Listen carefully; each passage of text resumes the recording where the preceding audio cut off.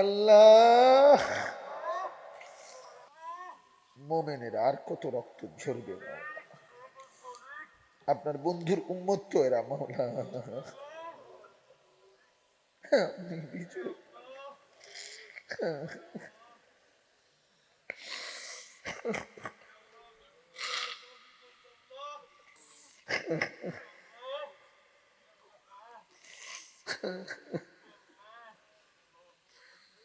আল্লাহ,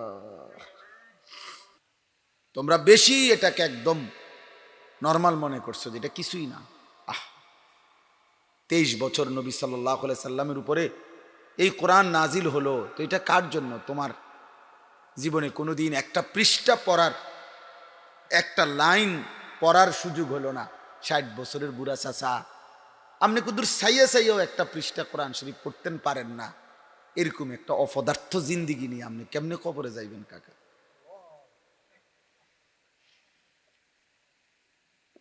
হ্যাঁ, আস্তাগফিরুল্লাহ, আস্তাগফির।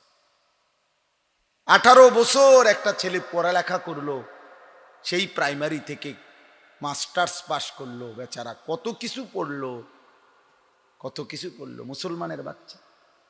তার বাপের না হয়তো কত লক্ষ টাকা খরচ গেল, কোটি টাকা খরচ গেল, বিনিময়ে 16 বছরেও কোনোদিন ও কোরআন শরীফের একটা পৃষ্ঠা শুদ্ধ পড়ার সুযোগে পায় নাই।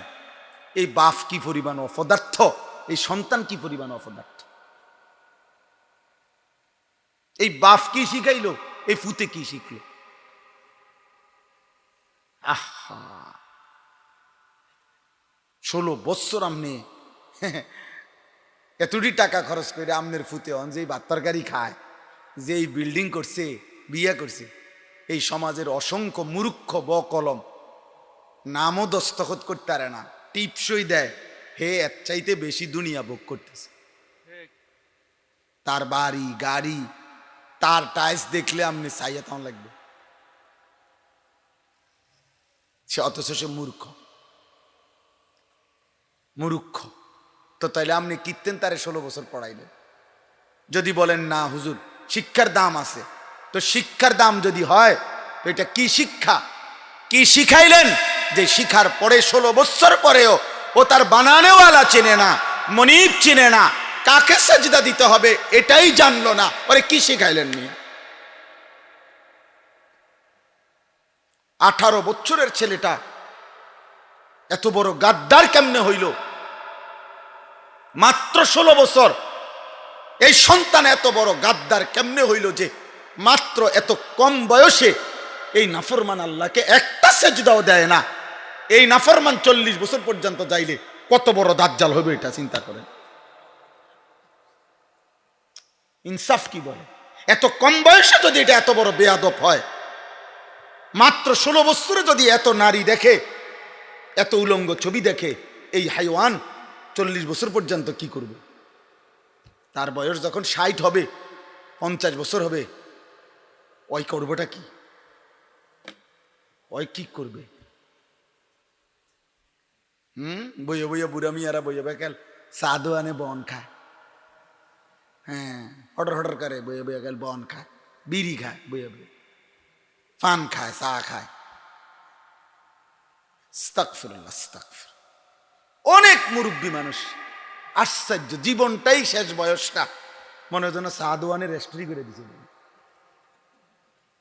চা দোকানদারের রেস্টুরি করে দিছে। ধর চিকন টুল একটা বয়া দিছে চা দোকানদার, টুল বই একটা সোফা দিত, তত মনটারে বুঝাইতাম যে বেটা আজ এত বছরের বুড়া মানুষ একটা সোফাত বইয়ে চিকন টুলের মধ্যে ঠিক মতো পিছনে কিনা লাগেও না, অর্ধেকটা টুল, এই টুলটার মধ্যে এমনি বইয়া একটার পর একটা বিড়ি খাইতেছে, আর রঙিন টেলিভিশনে নর্তকীর নাচ দেখে, নাটক দেখে, সিনেমা দেখে। আস্তাগফিরুল্লাহ, এটা মুসলমানের বুড়া মিয়া? একজন মুসলিম চাচা এমন হওয়ার কথা? একজন মুসলমান দাদা এমন নিকৃষ্ট হওয়ার কথা মিয়া? ইনসাফ বলে এটা? 60 বছর বয়স্ক বুড়ো মানুষও যদি এমন বেহায়া হয়, যে উনি এখনো নাটক দেখে, নর্তকী দেখে, ওই সমাজের কিশোর তাহলে শিখবে কাকে? বলেন। 60 বছর বয়সী দাদাও যদি বিড়ি সিগারেট খাইতে খাইতে নাতিরে যদি কয়, নাতি পড়ালেখা করে মানুষ হও, নাতি যদি কয় দাদা মনে কিছু নিয়ে নামদের মতো নিয়ে হইতাম, হ্যাঁ, তখন আমার মতো হইলে তো এটাই কইলে হইলে আল্লাহ বাঁচাইছে, আপনি আমার দাদা না, চিনছেন নাম না আমার। আমি যদি আপনার নাতি হইতাম তো ঠিকই এটা কইলাম। হ্যাঁ, যদি বলেন না নাতি আমার মতো হইও না, বাইজিদ বুস্তামির মতো হইও, তো তাহলে নাতি যদি জিজ্ঞাসা করে দাদা যেটা আমনের গায়ে সইল না, আমনের শৈলে কুলাইল না, যেটা আমারে গায়েটা চাপাইতেন আছেন, তখন কি বলবেন? অতএব জওয়ান বুড়ো, নারী পুরুষ, বয়স্ক কিশোর, আমি আপনি প্রত্যেকে খোদার কসম ভাবা উচিত। বাপ, আমার প্রথম কথা এটা। প্রিয় নওজওয়ান, আমি প্রত্যেক দিন খোদার 12 মাস এটা বলি রে ভাই, তু আগার মেরা নিহি বনতা না বন আপনা তো বন। এই সমাজের, এই দেশের, এই পৃথিবীর, এই সমাজের, এই বাড়ির, এই এলাকার, এই মহল্লার কারো কোনো উপকার যদি তুমি নাও করো, প্রিয় ছেলেরা বাবারা, কমপক্ষে নিজের ভালো করো। অনেক জনসমর্থন দিয়ে আমি কোনো প্রার্থী না, আমি কোনো প্রার্থী না, আমার কোনো মার্কা নাই। অতএব দয়া করে আল্লাহর জন্য আসছি আমরা, আখেরাতের আশায় 2-4টা কথা বলা শোনা, এটা মাকসাদ। এই জন্য আমি অনুরোধও করলাম, আদেশও করলাম, একজনও মোবাইল হাতে ধরে উঠায়ও না, এটা ভালো হবে দোস্ত। আমাদের এটা পরীক্ষিত আমল, যে তাজরেবা, অভিজ্ঞতা। মোবাইলটাকে পকেটে রেখে যদি কেউ দিল দিয়া, মনোযোগ দিয়ে, চোখের দিকে তাকায় আল্লাহর কথা কিছুক্ষণ শুনে, ধীরে ধীরে আলহামদুলিল্লাহ জিন্দিগি পরিবর্তন হয়, একটা মানসিকতা তৈরি হয়, সামান্যতম হলেও বিবেক জাগে, অনুভূতি জাগে। আর যদি অনুভূতি না জাগে তো কোনো লাভ হয় না। এই জন্য দয়া করে দোস্ত, প্রত্যেকে আমার এই কথাটা মানলে ভালো। দ্বিতীয় অনুরোধ হলো, এই দাঁড়ানোওয়ালারা এখানে দেখেন, এই যে এই সাইডে আরো জায়গা আছে, তোমরা ভাই নওজোয়ান, তোমরা যদি আরেকটু চাপাইয়া বসো ডানে বামে, তাহলে পিছনে জায়গা খালি হবে। সবাই যদি একটু 1-2 ইঞ্চি, না এরা এনে আসা পারবে না, এরা সরতে হবে। আমি বলতেছি রাখেন, আপনি তোমরা ভাই, তোমরা নওজোয়ান আরো চাপাইয়া বসো, ওরা তখন জায়গা হবে, ওইখান থেকে ডিঙ্গাইয়া আসতে কষ্ট হবে। সবাই একটু নড়াচড়া করেন। দেখেন, এটা কোরআনুল কারীমের আদেশ, আল্লাহর আদেশ। যদি কথা বলেন না, একদম কথা বলবেন না, নিষেধ করলেন। এমনি আগান ভাইয়া। একজন মুসলমানকে দ্বীনি মজলিসে জায়গা করে দেওয়া অনেক বড় নেকির কাজ। আল্লাহ নিজে বলছে যে তোমাদেরকে যখন কোনো মজলিসে জায়গা ছেড়ে দিতে বলা হয়, তোমরা জায়গা করে দিও, আমি আল্লাহ তোমাদের অন্তর প্রশস্ত করে দেব। কোরআন শরীফের আয়াত। ইজা কিলা লাকুম তাফাসসাহু ফিল মাজালিস ফাফসাহু ইয়াফসাহিল্লাহু লাকুম। আর কাউরে আল্লাহ দিল প্রশস্ত করা মানে কি? আল্লাহ তাআলা কারো অন্তর প্রশস্ত করে দেওয়া। এ কথার অর্থ হইল আল্লাহ তাআলা তার অন্তরের মধ্যে ঈমান ইসলামের নূর দান করবে আল্লাহর থেকে। আফামান শারাহাল্লাহু সাদরাহু লিল ইসলাম ফাহুয়া আলা নূরিম মির রাব্বি। আল্লাহ তাআলা কোরআনে বলছেন, আল্লাহ যার অন্তর, বক্ষ, সিনা ইসলামের জন্য প্রশস্ত করে দেয়, তাকে আল্লাহ তাআলা তার নিজের পক্ষ থেকে একটা নূর, আলো দিয়ে দেয়। সে আলোর বরকতে সে পরবর্তী জিন্দেগি আল্লাহর পথে চলতে পারে। অনেক বড় ফজিলত, অনেক বড়। আল্লাহ কোরআনে বলছে, ফামান ইউরিদিল্লাহু আন ইয়াহদিয়াহু ইয়াশরাহ সাদরাহু লিল ইসলাম।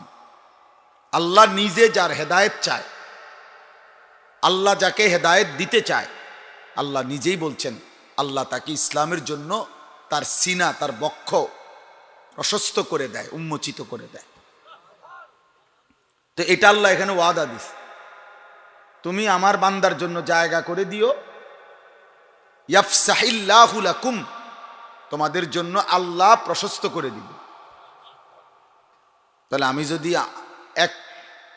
এক ইঞ্চি জায়গা ছেড়ে দেওয়ার বরকতে যদি আরেকজন ভাই বসতে পারে, আর এর বরকতে আল্লাহ যদি আমার দিলের মধ্যে একটু নূর দেয়, এটা অনেক বড় বরকত। ছেড়ে দিলাম সামান্য, পাইলাম অনেক বেশি, অনেক বেশি, অনেক বড় নিয়ামত। এজন্য এটা জরুরি। তোমরা বাকি যারা নওজোয়ান, দয়া করে তোমরাও যদি কোনোভাবেই আর ভিতরে বসার সুযোগ না হয়, তো প্রয়োজনে নিজেদের জুতার উপরে ওইখানেই বসো, রাস্তার উপরেই বসো, তাইলেও বরকত হবে ভাই। যে যতক্ষণই শোনেন কোনো অসুবিধা নেই, 2 মিনিট শুনলে 2 মিনিট পরে যায়েন গা, 20 মিনিট পরে হলে 20 মিনিট পরে চলে যায়েন, কোনো অসুবিধা নেই। আমরা কেউই বসে থাকতে আসিনি, কেউই আমরা বসে থাকতে আসি নাই, আমরা চলেই যাব, আপনারাও আমরাও, এবং যেতে যেতে একদিন দুনিয়া থেকেই চলে যাব, এটাই সত্য। কেউই আমরা থাকতে আসিনি। অতএব বিকট চিৎকারে ঠিক বলো না, ফাজলামি করো না বাপ, সাবধান, কেউ কোনো রকমের ফাজলামি করো না। আল্লাহর কথা বলার পরে যদি সামান্য বিদ্রুপ কেউ করে, তো এটা কুফরি, সাবধান। কোনো আলেমের কোনো কথা, কোনো দ্বীনের কোনো কথাকে যদি যেই কোনো কিছু সামান্য তুচ্ছতাচ্ছিল্য করে বুঝে শুনে, তো এটা কুফরি, ইস্তেহজা, অনেক বড় অপরাধ, অনেক বড় অপরাধ। একটা গুনাহ করা, এটা হলো একটা গুনাহ, আর একটা হলো এটাকে উপহাস করা, এটা কুফরি। যেমন দাড়ি না রাখা এটা গুনাহ, কিন্তু দাড়িকে অবজ্ঞা করা, তুচ্ছতাচ্ছিল্য করা, এটা কুফরি, কুফরি। সুদ খাওয়া এটা তো গুনাহ, কিন্তু এটাকে বিদ্রুপ করা, চাই চলেন না দেহি, কেমনে চলবে না, সুন্দর সুন্দর কথা কন মিয়া, দেশ চলেনি কোনো আনে সুদ ছাড়া। এই যে আপনি কি বুঝাইতে চাইলেন, কার সাথে মস্কারি করলেন, বিদ্রুপ করলেন, কার কথা হারাম করেছেন আপনার আব্বা, তো আপনি কার লগে তর্ক করেন? সুদ কি আপনার বাফিনি হারাম করছে? কে? তো তাহলে আল্লাহর কথার সামনে যে তুড়ি মারলেন, কথা বুঝেন নাই? সাংঘাতিক, এটা কুফরি, কঠিন ব্যাপার, কঠিন ব্যাপার, কঠিন ব্যাপার। হাদিসে আছে আল্লাহ নবী সাল্লাল্লাহু আলাইহি ওয়াসাল্লাম বলছে, গান শুইনা মজা মারা কুফরি। গান শুনে তাল, কি কইল রে, কইল মানে আপনার ইমান নিল আর কি। হ্যাঁ যুবক মনে রাখো, মজা পাওয়া, মজা হারাম গান, তো এর দ্বারা সে মজা পায়, তালাজ্জুদু বিহা কুফর। এজন্য গুনাহ এবং উপহাস এক কথা না। গুনাহ তো গুনাহ, কিন্তু অবজ্ঞা, হ্যাঁ প্রত্যেক কথাই মিয়া দাড়ির মধ্যে কিটা আর কথা নাই, না আর কথা আছে, আরো কথা আগেও বলছে, আরো পরে বলবে, এটাও শোনেন, এটা অবজ্ঞা করলেন কেন? একটা মেসওয়াক, একটা তসবিহ, একটা নামাজের মুসল্লা, ইসলামের চিহ্ন বহন করে এমন যেই কোনো কিছু, শাআইর দ্বীন, এটা এরকম যেই কোনো কিছুকে অবজ্ঞা করা, উপহাস করা কুফরি, বেঈমানি, অনেক বড় পাপ। এজন্য তোমরা ছেলেরাও অনেক সময় জানো না বাপ, এক মুসলমান কথা বলতে, আচরণ করতে সতর্ক থাকতে হয়, অনেক সতর্ক থাকতে হয়। শিরিক আমাদের রন্ধ্রে রন্ধ্রে ঢোকে। নবী সাল্লাল্লাহু আলাইহি ওয়াসাল্লাম বলছেন, অন্ধকার রাত্রে, অমাবস্যার রাত, অন্ধকার রাত্রে যদি একটা অমাবস্যার রাতে একটা কালো পাথরের উপরে যদি একটা কালো পিঁপড়া হাঁটে, এটা খুঁজে পাওয়া সহজ না কঠিন? আল্লাহ নবী সাল্লাল্লাহু আলাইহি সাল্লাম বলছেন, শিরিক তোমাদের ভিতরে, তোমাদের কথায়, তোমাদের বিশ্বাসে, তোমাদের চালচলনে, তোমাদের আচরণে শিরিক ঢুকে এইটা টের পাওয়া, খুঁজে পাওয়া, এটা ওই অন্ধকার রাত্রে কালো পাথরে ওই কালো পিঁপড়া খুঁজে পাওয়ার চাইতো বড় সূক্ষ্ম, বড় ভয়ানক, বড় মারাত্মক। আখফা মিন দাবিবিন নামলাতিস সাউদা। হ্যাঁ, এজন্য কোরআনুল কারীমের মধ্যে আছে, আল্লাহ তাআলা বলছেন সূরা হুজুরাতের মধ্যে, আল্লাহ তাআলা পরিষ্কার বলছেন, হে ঈমানদার, আমার বন্ধুর আগে বাইরো না, আগ বাড়বা না। আমার নবী সাল্লাল্লাহু আলাইহি সাল্লামের সামনে আওয়াজ উঁচু করবা না। তোমরা একজন আরেকজনকে যেভাবে ডাকাডাকি করো, আমার নবীকে এভাবে ডাকবা না। আল্লাহ বলছে এই 3 অপরাধের যে কোনো একটা হইতে পারে তোমার পুরা জীবনের আমল একসাথে নিশ্চিহ্ন হয়ে যাবে, তুমি টেরও পাবা না। কোরআন শরীফের আয়াত, আন তাহবাতা আমালুকুম ওয়া আনতুম লা তাশউরুন। তোমার পুরা জিন্দেগীর নামাজ, রোজা, হজ, কোরবানি সব বরবাদ হয়ে যাবে। এজন্য এক মুমিন সতর্ক থাকতে হয়। আমরা তো ইসলামকে খুব সহজ মনে করি। আমরা মনে করি যে আমি জানি যে আমি মুসলমান, এই কারণে আমি মুসলমান। আমরা মনে করি, আমরা যে শুনছি আব্বার কাছে আমি মুসলমান, আব্বাই কইছে আমি মুসলমান। ওই যে আমাদের গ্রাম দেশে কয় না যে বাচ্চা এসে বাইরে কইছে, আব্বাই কইছে আব্বা বাইত নাই, আব্বাই কইছে আব্বাই কি নাই, ঘরে নাই। এরকম আর আমরা হইলাম ওই জাতীয়। আমার আইডি কার্ডে যেহেতু লেখা আছে আমার ধর্ম ইসলাম, এই জন্য আমি ইসলাম মুসলমান। আমার জন্ম নিবন্ধন সনদে যেহেতু ধর্মের পাশে লেখা ইসলাম, এই জন্য আমি মুসলমান। নয়তো চুল, চেহারা, লিবাস, পোশাক, আচরণ, উচ্চারণ, কথাবার্তা, ঈমান, আকীদা, বিশ্বাস, চেতনা, অনুভূতি, কোনো কিছুতেই ঈমানের কোনো ছিটে ফোঁটা নাই। সাহাবায়ে কেরাম নিজেরা একজন আরেকজনকে ডাকতেন ভাইয়া। বুখারীর হাদিস, বুখারী শরীফের হাদিস, আল্লাহ নবী সাহাবীরা ডাকতেন একজন আরেকজনকে আর বলতেন ইজলিস বিনা নুমিনু সাআতান। সাহাবারা বলতেন ভাই তো আসো আমার পাশে একটু বসো তো, চলো দুজনে কথা বলি, নিজেদের ঈমান কিছুক্ষণের জন্য ঈমানের কথা বলি। তুমি আমার ঈমানের খবর লও, আমি তোমার ঈমানের খবর লই। তোমার আচরণের মধ্যে কোনো কুফরি শিরিক ঢুকলো কিনা তুমি আমারে বলো, আমি তোমারে বলি। এভাবে সাহাবায়ে কেরাম একজন আরেকজন মুজাকারা করতেন। দোস্ত, নবীজি সাল্লাল্লাহু আলাইহি সাল্লামের কাছে সাহাবায়ে কেরাম নিয়মতান্ত্রিক থেকে কিশোর বয়সে হযরত জুনদুব ইবনে আব্দুল্লাহ একজন সাহাবী রাদিয়াল্লাহু তাআলা আনহু, তিনি বলেন আমরা কয়েকজন কিশোর, এই 13, 14, 15 বছরের বাচ্চাদেরকে কিশোর বলে, কিশোর কয়েকজন সাহাবী আমরা এক বয়সী, আমরা নবীজি সাল্লাল্লাহু আলাইহি সাল্লামের কাছে ছিলাম। থেকে নিয়মতান্ত্রিক নবীজির কাছে থাইকা কিছুদিন, তো তার কাছে আমরা তাআল্লামনাল ঈমান, আমরা নবীজির কাছে ঈমান শিখলাম। বুঝছনি ভাইয়া, ঈমান শিখছি বলছি কি মানে মনে করো হযরত মালিক ইবনুল হুয়াইরিস বলেন রাদিয়াল্লাহু তাআলা আনহু, নবীজির কাছে আমরা 20 দিন ছিলাম। আকামনা 20, 20 দিন ছিলাম। তো 20 দিন থাইকা লা ইলাহা ইল্লাল্লাহু মুহাম্মাদুর রাসূলুল্লাহ এই বাক্যটা শিখছে 20 দিনে না? কি মনে হয় এটা শিখতে 20 দিন লাগে? এটা শিখতে 1 সপ্তাহ লাগে? তাহলে কি ঈমান শিখলো? তাহলে বোঝা গেল শুধু এই বাক্যটা উচ্চারণ করাই ঈমান না ভাইয়া, এটা ঈমানের বাক্য, এটা ঈমানের 77টা শাখার একটা। নবীজি বলছে ফাআফদালুহা কাউলু লা ইলাহা ইল্লাল্লাহ। ঈমানের 77টি ডাল, এর একটা এটা, আরো 76টা ডাল আছে, সেগুলো শিখতে হয়। সাহাবায়ে কেরাম বলছেন আমরা ঈমান শিখছি নবীজির কাছে। সুম্মা তাআল্লামনাল কুরআন, এরপরে নবীজির কাছে আমরা কোরআনও শিখছি। ফাজদাদনা বিহি ঈমানান। আমরা যখন কোরআন পড়তেছিলাম এবার এক এক আয়াত আমাদের ঈমান বাড়াচ্ছিল। আজকে তোমরা কিশোর নওজোয়ান কোনোটাই বুঝতে চাও না ভাইয়া।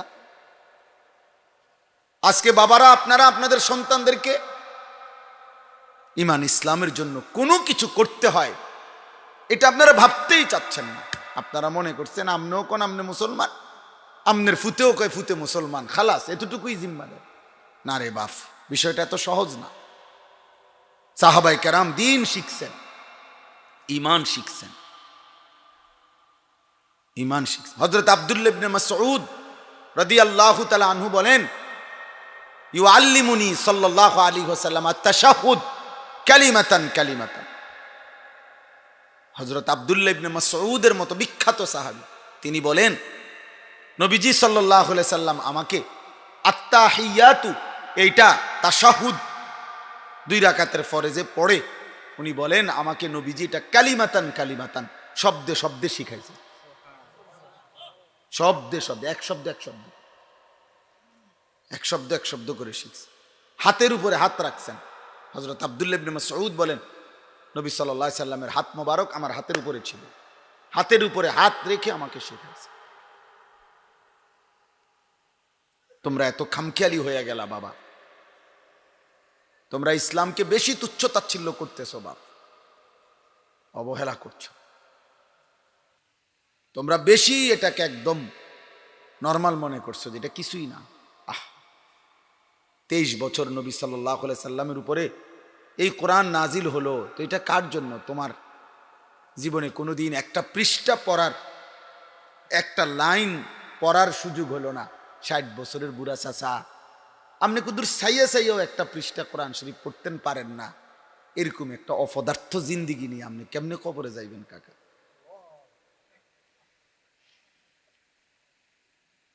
হ্যাঁ, আস্তাগফিরুল্লাহ আস্তাগফির। 18 বছর একটা ছেলে পড়ালেখা করলো, সেই প্রাইমারি থেকে মাস্টার্স পাস করলো, বেচারা কত কিছু পড়লো, কত কিছু পড়লো, মুসলমানের বাচ্চা। তার বাপের না হয়তো কত লক্ষ টাকা খরচ গেল, কোটি টাকা খরচ গেল, বিনিময়ে 16 বছরেও কোনোদিন ও কোরআন শরীফের একটা পৃষ্ঠা শুদ্ধ পড়ার সুযোগে পায় নাই। এই বাপ কি পরিমাণ অপদার্থ, এই সন্তান কি পরিমাণ অপদার্থ। এই বাপ কি শিখাইলো, এই ফুতে কি শিখলো? আহা, 16 বছর আমনে এতটি টাকা খরচ করে আমনের ফুতে অন যেই ভাত তরকারি খায়, যেই বিল্ডিং করছে, বিয়ে করছে, এই সমাজের অসংখ্য মূর্খ বকলম নামও দস্তখত করতে পারে না, টিপসই দেয়, হে এর চাইতে বেশি দুনিয়া ভোগ করতেছে। তার বাড়ি গাড়ি, তার টাইলস দেখলে আপনি চাইয়া তাও লাগবে, সে অথচ সে মূর্খ। মূর্খ তো তাইলে আপনি কীর্তেন তারে 16 বছর পড়াইলেন? যদি বলেন না হুজুর শিক্ষার দাম আছে, তো শিক্ষার দাম যদি হয় তো এটা কি শিক্ষা, কি শিখাইলেন যে শিখার পরে 16 বছর পরেও ও তার বানানেওয়ালা চেনে না, মনিব চিনে না, কাকে সাজদা দিতে হবে এটাই জানলো না, ওরে কি শিখাইলেন নিয়ে? 18 বছরের ছেলেটা এত বড় গাদ্দার কেমনে হইল? মাত্র 16 বছর এই সন্তান এত বড় গাদ্দার কেমনে হইল যে মাত্র এত কম বয়সে এই নাফরমান আল্লাহকে একটা সেজদাও দেয় না। এই নাফরমান 40 বছর পর্যন্ত যাইলে কত বড় দাজ্জাল হবে এটা চিন্তা করেন। ইনসাফ কি বলে? এত কম বয়সে যদি এটা এত বড় বেয়াদব হয়, মাত্র 16 বছরে যদি এত নারী দেখে, এত উলঙ্গ ছবি দেখে, এই হাইওয়ান 40 বছর পর্যন্ত কি করবে? তার বয়স যখন 60 হবে, 50 বছর হবে, ওই করবোটা কি? ওই কি করবে? বইয়ে বইয়ে বুড়া মিয়ারা বইয়ে বেকাল সাদু আনে বন খায়, হ্যাঁ হটর হটর করে বইয়ে বইয়ে গেল বন খায়, বিড়ি খায়, বইয়ে বইয়ে পান খায়, চা খায়, আস্তাগফিরুল্লাহ, আস্তাগফির। অনেক মুরব্বী মানুষ, আশ্চর্য, জীবনটাই শেষ বয়সটা মনে হয় যেন চা দোকানের রেস্টুরি করে দিছে, চা দোকানদারের রেস্টুরি করে দিছে। ধর চিকন টুল একটা বয়া দিছে চা দোকানদার, টুল বই একটা সোফা দিত, তত মনটারে বুঝাইতাম যে বেটা আজ এত বছরের বুড়া মানুষ একটা সোফাত বইয়ে চিকন টুলের মধ্যে ঠিক মতো পিছনে কিনা লাগেও না, অর্ধেকটা টুল, এই টুলটার মধ্যে এমনি বইয়া একটার পর একটা বিড়ি খাইতেছে আর রঙিন টেলিভিশনে নর্তকীর নাচ দেখে, নাটক দেখে, সিনেমা দেখে। আস্তাগফিরুল্লাহ, এটা মুসলমানের বুড়া মিয়া? একজন মুসলিম চাচা এমন হওয়ার কথা? একজন মুসলমান দাদা এমন নিকৃষ্ট হওয়ার কথা মিয়া? ইনসাফ বলে এটা? 60 বছর বয়স্ক বুড়ো মানুষও যদি এমন বেহায়া হয় যে উনি এখনো নাটক দেখে, নর্তকী দেখে, ওই সমাজের কিশোর তাহলে শিখবে কাকে বলেন? 60 বছর বয়সী দাদাও যদি বিড়ি সিগারেট খাইতে খাইতে নাতিরে যদি কয়, নাতি পড়ালেখা করে মানুষ হও, নাতি যদি কয় দাদা মনে কিছু নিয়ে নামদের মতো নিয়ে হইতাম, হ্যাঁ, তখন আমার মতো হইলে তো এটাই কইলে হইলে আল্লাহ বাঁচাইছে, আপনি আমার দাদা না, চিনছেন নাম না আমার, আমি যদি আপনার নাতি হইতাম তো ঠিকই এটা কইলাম। হ্যাঁ, যদি বলেন না নাতি আমার মতো হইও না, বাইজিদ বুস্তামির মতো হইও, তো তাহলে নাতি যদি জিজ্ঞাসা করে দাদা যেটা আমনের গায়ে সইল না, আমনের শৈলে কুলাইল না, যেটা আমারে গায়েটা চাপাইতেন আছেন, তখন কি বলবেন? অতএব জওয়ান বুড়ো, নারী পুরুষ, বয়স্ক কিশোর, আমি আপনি প্রত্যেকে খোদার কসম ভাবা উচিত। বাপ, আমার প্রথম কথা এটা। প্রিয় নওজওয়ান, আমি প্রত্যেক দিন খোদার 12 মাস এটা বলি রে ভাই, তু আগার মেরা নিহি বনতা না বন আপনা তো বন। এই সমাজের, এই দেশের, এই পৃথিবীর, এই সমাজের, এই বাড়ির, এই এলাকার, এই মহল্লার কারো কোনো উপকার যদি তুমি নাও করো, প্রিয় ছেলেরা, বাবারা, কমপক্ষে নিজের ভালো করো, এতটুকু করো বাপ। তুমি তোমার বিবেককে প্রশ্ন করো, মুসলমানের চুল এমন হয়? মুসলমান কি 365 দিনে কোনোদিন ফজরের নামাজ পড়ে না? মুসলমান কি 30 বছর সুদ খায়? মুসলমানদের ঘরে প্রত্যেক দিন রঙিন টেলিভিশনে নর্তকীর নাচ, নাটক, সিনেমা চলে? মুসলমান কি প্রতিদিন চা দোকানে টেলিভিশন দেখে? মুসলমান কি প্রতিদিন বিড়ি সিগারেট খায়? মুসলমান কি প্রতিদিন কথায় কথায় গালি দেয়? এমনটা হওয়ার কথা মুসলমান? এটা মুসলমানের আখলাক। একজন মুসলিম বোন, একজন মুসলিম মা প্রত্যেকদিন বেপরদা, প্রতিদিন রাস্তার লগে পুকুরের পাড়ে গোসল করবো খোলামেলা, এটা মুসলিম নারী? ইনসাফ করে দেখে, ইনসাফ করে। বাবারাও ভাবেন, ছেলেরাও ভাবেন, আমিও ভাবি, আপনারাও ভাবেন। নিজের জন্য ভাবেন, নিজের জন্য। আলাইকুম আনফুসাকুম। আল্লাহ তাআলা বলছে কোরআনে, হে ঈমানদার, ইয়া আইয়ুহাল্লাযীনা আমানু আলাইকুম আনফুসাকুম, তোমরা প্রত্যেকেই নিজেকে আঁকড়িয়ে ধরো। আল্লাহ বলছেন নিজেকে আঁকড়িয়ে ধরো, নিজেরে নষ্ট করো না বান্দা। এই পৃথিবীর কারো কিছু না করা উচিত, সবার জন্য কিছু, সবার কিছু করতে না পারলেও কমপক্ষে নিজেকে মজবুত করে ধরো। ইয়া আইয়ুহাল্লাযীনা আমানু কু আনফুসাকুম ওয়া আহলিকুম নারা। আল্লাহ বলছে, হে ঈমানদারগণ, সকলেই তোমরা নিজেকে বাঁচাও জাহান্নামের আগুন থেকে এবং পরিবারের সদস্যদেরকে বাঁচাও জাহান্নামের আগুন থেকে। আমার প্রশ্ন হল, আলাদা বলল কেন? নিজেকে বাঁচাও এবং পরিবারের সদস্যদেরকে বাঁচাও, আলাদা বলছে। এটা তো একসাথেও বলতে পারতে, হে ঈমানদারগণ, তোমরা সকলে জাহান্নাম থেকে বাঁচো। বুঝেন নাই কথা? না, এমনি বলে না, বলছে আলাদা করে, নিজেকে বাঁচাও এবং পরিবারের সদস্যদেরকে বাঁচাও।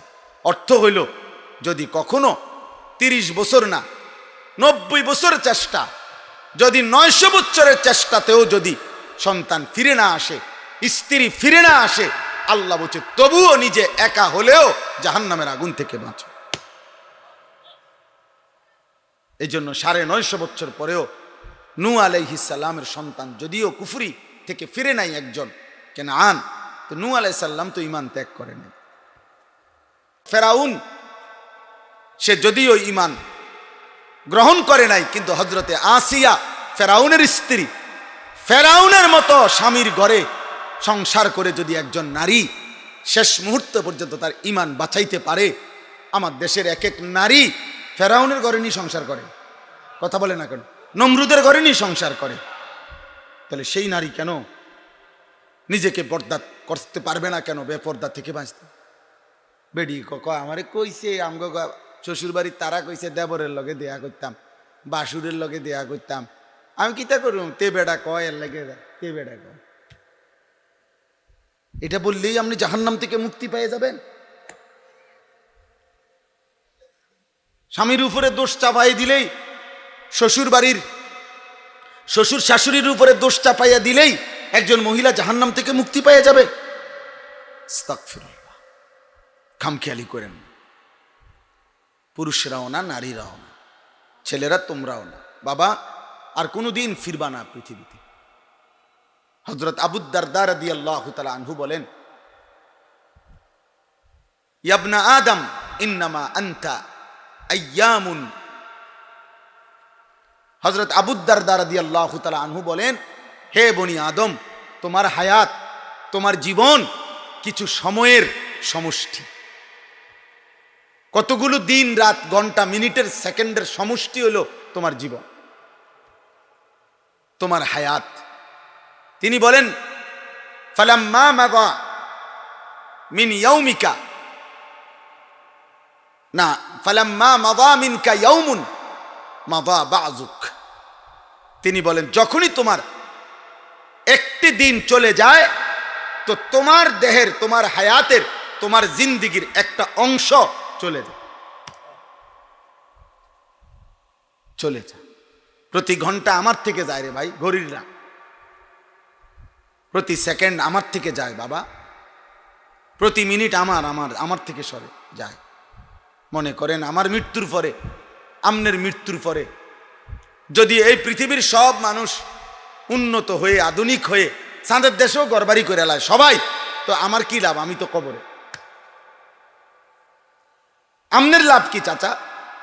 এরপরে নয়তো আমনের জিফুত মনে করেন নাতি নাতনি মঙ্গল গ্রহে চলে গেছে, তো আমনের কি? আপনার কি?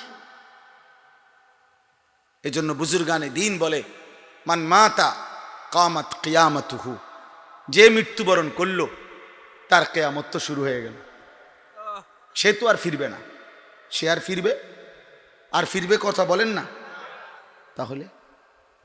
তাহলে এই পৃথিবীতে বন্ধু, তুমি অ্যাক্সিডেন্ট হয়ে তোমার মাথা ফাইটা গেলে, তুমি মারা গেলে, তোমার পাও ভাঙ্গা গেলে, তোমার এই পাও ভাঙ্গার কারণে সূর্য উঠাও বন্ধ হবে না, চাঁদ উঠাও বন্ধ হবে না, এই ব্যস্ততম দুনিয়ার ব্যস্ততাও বন্ধ হবে না। অটো চলবে, সিএনজিও চলবে, ট্রাকও চলবে, বাসও চলবে, সবই চলবে, বাকিরাও মোটর সাইকেল চালাবে, কিন্তু তুমি ভাঙ্গা পাও নিয়ে পড়ে থাকতে হবে, অথবা তুমি মৃত্যু নিয়ে কবরে চলে যেতে হবে। আমার ভাই, আমার বন্ধু, আমি খুব লম্বা করতে চাই না। রাত গভীরে এই আজকের আমি 5টা আয়াত পড়ছি। এই 5টা আয়াতের মূল বক্তব্য মৃত্যুর স্মরণ।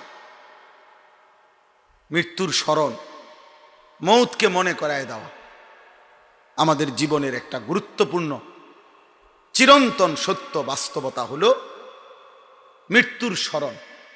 মৃত্যুর স্মরণ দোস্ত, আমরা এই অনিবার্য সত্য চিরন্তন বাস্তবতাকে ভুলে যাওয়ার, অস্বীকার করার, পাশ কাটাইবার, নয়সয় করার কোনো সুযোগ নেই।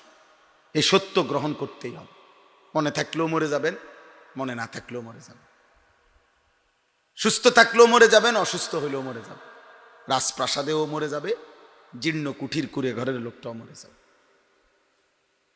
মরে যাবে, চলে যেতেই হবে। হাসেন কিংবা কাঁদেন, রাতে কিংবা দিনে, আনুগত্য করেন আর নাফরমানি করেন, আপনি মরে যান। আমল করতে করতে যদি আব্দুল কাদের জিলানিও হয়ে যান, তাইলেও মরে যাবেন। নাফরমানি করতে করতে যদি ফেরাউন নমরুদ হয়ে যান, তাইলেও মরে যাবেন। চলে যেতে হবে ভাইয়া। এক চিরন্তন সত্য যে আমাদেরকে মৃত্যুবরণ করতে হবে। আল্লাহ নবী সাল্লাল্লাহু আলাইহি ওয়াসাল্লাম বলছেন, কাফা বিল মাউতে ওয়াইজান। আল্লাহ নবী বলছেন, ওয়াজের জন্য, নসিহতের জন্য, উপদেশের জন্য মৃত্যুর স্মরণ এটাই যথেষ্ট। সমস্ত আউলিয়া, বুজুর্গ, পীর, মাশায়েখ, সব তরিকতের, তাসাউফের, তাজকিয়ার, আধ্যাত্মিকতার যত মাশায়েখ আছে বুজুর্গানে দিন, যুগ যুগ ধরে প্রত্যেক তরিকার পীর বুজুর্গরা তাদের মুরিদদেরকে যে আমলের সবক দেয়, এর মধ্যে একটা আমল এটা সবক যে মৃত্যুর মুরাকাবা। জীবন সুন্দর করার জন্য, দুনিয়ার লোভ কমার জন্য, সম্পদের মোহ কমার জন্য, গুনাহ থেকে বেঁচে থাকবার জন্য, আল্লাহর ইবাদতের উপরে অভ্যস্ত হওয়ার জন্য মৃত্যুর স্মরণ একটা কার্যকর মাধ্যম। কেউ যদি 1 মিনিট চোখ বন্ধ করে ভাবে যে এই চোখটা বন্ধ করলে আমি যেমন কিছুই দেখি না, একদিন সত্যি সত্যি আমার চোখটা বন্ধ হয়ে যাবে, এই পৃথিবীর সমস্ত কিছু চলমান থাকবে, আমি স্তব্ধ হয়ে যাব। ব্যস্ততার এই দুনিয়ায় আহা কত দোকানদার, কত ব্যবসায়ী, কত উপার্জনকারী আছে, 1 মিনিট নাকি তার সময় নাই, 1 মিনিট সময় নাই। দুপুর 2টা বাজে বাড়ির থেকে বাটিত করে বাদ দিয়ে গেছে দোকানে, আসরের রক্ত হয়ে গেছে, ওনার ভাত খানার টাইম নাই, বেচা কিনার এত সাফ, পেশাবের টাইম নেই। আমার একজনে বলছে, হুজুর বেচতে বেচতে পেশাবেরও টাইম নেই, আধা ঘন্টা 40 মিনিটও হইয়া যায় কোনোদিন পেশাব ধরে থাই, কিন্তু টাইম নাই। আহা, আবার অবসর মানুষেরও টাইম নেই, সামান্য অটো চালায় ওনারও সময় নাই, সিএনজিওয়ালারও সময় নাই, চা দোকানদার ওনারও সময় নাই। যুবক, তোমাদের মোটর আর সাইকেল অথবা মোবাইল চালাইতে চালাইতে তোমাদেরও নামাজ পড়ার সময় নাই। কিন্তু খোদার কসম, তোমারে আর আমারে, দোকানদার রে আর ব্যবসায়ী রে, অটোওয়ালা, সিএনজিওয়ালা, সবাই রে, শিক্ষিত আর মূর্খ সবাই রে, মৃত্যু এসে একদিন থামাই দেবে। একদিন মৌত এসে বলবে, হে ব্যস্ততম লোক, ব্যস্ততার কারণে যেই নাফরমান তুমি তোমার মালিককে একটা সেজদা দিতে পারো নাই, আজ থামো, আজ থামো, অনেক হয়েছে, অনেক হয়েছে বান্দা, অনেক হয়েছে, আর লাগবে না, থামো এবার। কুল ইন্নাল মাউতাল্লাযী তাফিররুনা মিনহু ফাইন্নাহু মুলাকীকুম। আল্লাহ তাআলা বলেন, বন্ধু আপনি বলে দেন, মৃত্যু থেকে তোমরা যেখানেই পলায়ন করো না কেন, সে নিজেই তোমাদের সাথে মোলাকাত করবে, তুমি বলতে হবে না। আল্লাহ তাআলা বলছে, আইনামা তাকুনু ইউদরিকুমুল মাউতু ওয়ালাউ কুনতুম ফি বুরুজিম মুশাইয়াদা। আল্লাহ তাআলা বলছেন, একেবারে এমন একটা দেওয়াল, যে দেওয়াল এত উঁচা যে দেওয়াল টপকাইয়া ভিতরে ঢুকা যায় না, যে দেওয়ালের চারদিকে একটা ছিদ্রও নাই ঢুকবার, আল্লাহ বলে সেটার ভেতরেও যদি আশ্রয় নাও, মৃত্যু তোমার সেখানেই পৌঁছে যাবে। আল্লাহ তাআলা বলছে, ওমা জাআলনা লিবাশারিম মিন ক্বাবলিকাল খুলদ আফা ইন মিত্তা ফাহুমুল খালিদুন। নবীজিকে বলছে, নবীজিকে, বন্ধু আপনার পূর্বেও তো আমি আল্লাহ পৃথিবীতে কাউকে অনন্ত জীবন পৃথিবীতে দেই নাই, তাহলে আপনি ওই বেঈমানদেরকে বলেন, উহুদের যুদ্ধে ওরা যে বলল আপনি মারা গেছেন, তো আপনি যদি মৃত্যুবরণ করেন অসুবিধা কি? তারা কি পৃথিবীতে স্থায়ী থাকবে? আফা ইন মিত্তা ফাহুমুল খালিদুন। আল্লাহ জিজ্ঞেস করছে কোরআন শরীফের আয়াত, ওরে বলেন, এই নাফরমান, তুমি যে ঠাট্টা করো, আমি যদি মরে যাই তুমি কি বাইচে থাকবা? কথা বলে না। এই যুবক বলো না। হাই হাই নওজোয়ান, চেহারা দেখলে বোঝা যায় রে বাপ, আজ কতদিন হয় নামাজ পড়ো না। অনেক ছেলে, আমি বুঝি চেহারা, আমি বুঝি ভাব। তোমরা এমন অনেক ছেলে আসো, গত 365 দিনের 1 বছরে কোনো দিন যে ফজরের নামাজ পড়ো নাই। হায় হায়, খোদার কসম, নবী বলছে যে ফজরের নামাজ পড়ে না সে মুনাফিক। আল্লাহর কসম, নবীজি বলছে সে মুনাফিক, মুনাফিক, মুনাফিক। হযরত আব্দুল্লাহ ইবনে ওমর বলছে, নবীর সাহাবী, নবীজির জামানায় আমরা ফজরের অনুপস্থিতি দেখে মুনাফিক চিনতাম। হযরত আব্দুল্লাহ ইবনে মাসউদ বলছে, নবীজির জামানায় নবীজি কাউকে মুনাফিক হিসাবে সন্দেহ করলে তাকে ফজরের নামাজে খুঁজতেন। 2 দিন বা 3 দিন অনুপস্থিত দেখলে খোদার কসম নবী বলতেন, হ্যাঁ আমি তার ব্যাপারে এটাই ভেবেছিলাম যে সে মুনাফিক। এজন্য দোস্ত, জুমার নামাজ, শুক্রবারের জুমার নামাজ মুমিন না মুনাফিকের চিহ্ন না। শুক্রবারের জুমার নামাজের ফজিলত আছে, অনেক ফজিলত, কিন্তু তুমি মুমিন না মুনাফিক খোদার কসম এটা পার্থক্য করার, প্রমাণ করার চিহ্ন হলো ফজর। ফজর ফজর ফজর কোন নামাজ? ফজর। এজন্য সাফ বললাম, ফজরের নামাজ যারা পড়ো না তারা মুনাফিক। আর তোমার নবী বলছে তুমি মুনাফিক। এবার হাসরের ময়দানে যাইও, তোমার কোন আব্বায় সুপারিশ করব তুমি যাই, তোমার কোন বাফে তোমার লেগে বসে রয়েছে, কারণ যিনি সুপারিশ করবে তিনি তো বলছে তুমি মুনাফিক। কথা বলে না? আরে সুপারিশ করবে কে? তো তিনি তো বললো মুনাফিক। তো তোমার কোন বাফে এবার সুপারিশ করবে? কোন আব্বায় তোমার সুপারিশ করবে? হ্যাঁ, সুপারিশ কি মামুর বাড়ি? হ্যাঁ, আপনি কি মনে করছেন সুপারিশের কোনো নিয়ম কানুন নাই? কথা বলে না? নবীজির সুপারিশের কোনো নিয়ম কানুন নাই, কোনো কাগজপত্র নাই, কোনো ফাইল টাইল লাগতো না নাকি? না না না, কি নবী বলে দিছে, উম্মত তুমি বিড়ি খাইতে খাইতে কবরে আইবা, আইলেই তো আমি দেখলে মাশাআল্লাহ এই যে ব্যস্ত, যাও আপেল মালটা কাটটা বইয়া রয়েছে, যাও। হ্যাঁ না, ওটা বিড়ি খাইতে খাইতে ব্যস্ত, ওটা তো ভাব, এটা তো নাহলে 70 বছর বয়স এখনো বিড়ি খায় কেন? বলেন, আপনি বলেন। উনারে বুঝাই দিছে কেউ, সুপারিশ মানে তুমি গুনার উপরে মৃত্যু পর্যন্ত থাকবা, তুমি 70 বছরেও সুদ খাইবা, কিস্তি লইবা, তুমি গুনাহ কইরা মজবুতির সাথে গুনার উপরে টিক্কা কবরে যাইবা, নবী সুপারিশ কইরা তোমারে জান্নাত দিয়ে দেব। এর মানে সুপারিশের মানে এই না? না, আপনার বিবেক কি বলে এটা? তাইলে প্রিয় যুবক তুমি বলো, গত 365 দিনে, 1 বছরে যে কোনোদিন 5 ওয়াক্ত নামাজ পড়বা না, পড়ো নাই, আমার বাপ আজ মরলে তুমি সুপারিশ কেমনে পাইবা? আব্বা কেমনে এত বড় ভুল করলা? এমন নবীকে কেমনে ভুলে গেলা? তুমি জানো তিনি 23 বছর তোমার জন্য প্রতি রাতে কাঁদছে। 23 বছর তিনি এই পরিমাণ কাঁদছে। এক এক রাত ওনার স্ত্রী আম্মা জান আয়েশা রাদিয়াল্লাহু তাআলা আনহা বলেন, বহু রাত আমি দেখছি নবীর তাওয়াররামাত কাদামাহু, কানতে কানতে দাঁড়িয়ে থাকতে থাকতে 2টা পা মোবারক ফুলে ফুলে গেছে।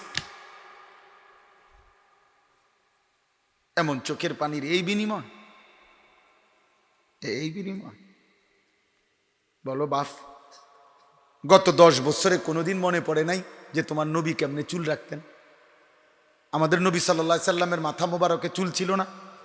সাহাবায়ে কেরামের মাথায় চুল ছিল না? আউলিয়ায়ে কেরামের মাথায় চুল ছিল না? তো তোমার কি একবারও মনে পড়লো না? একবারও মনে পড়লো না? বলেন না। আমার দুঃখ এটা বাবা, বয়স্ক বাবা আপনারা কোন যারা বিড়ি খান, আপনি এই বিড়িওয়ালা দুর্গন্ধ মুখ নিয়া নবীজির সামনে কেমনে দাঁড়াবেন? বলেন না। আপনার বিবেক কি বলে? আপনার বিবেক কি বলে? আপনার বিবেক কি বলে? কোরআনুল কারীমের মধ্যে স্পষ্ট আছে, কোরআন শরীফের আয়াত, আল্লাহ বলছে জাহান্নামীদের খাবার, জাহান্নামীদের খাবার। আল্লাহ বলছে জাহান্নামীদের খাবারের 2টা বৈশিষ্ট্য।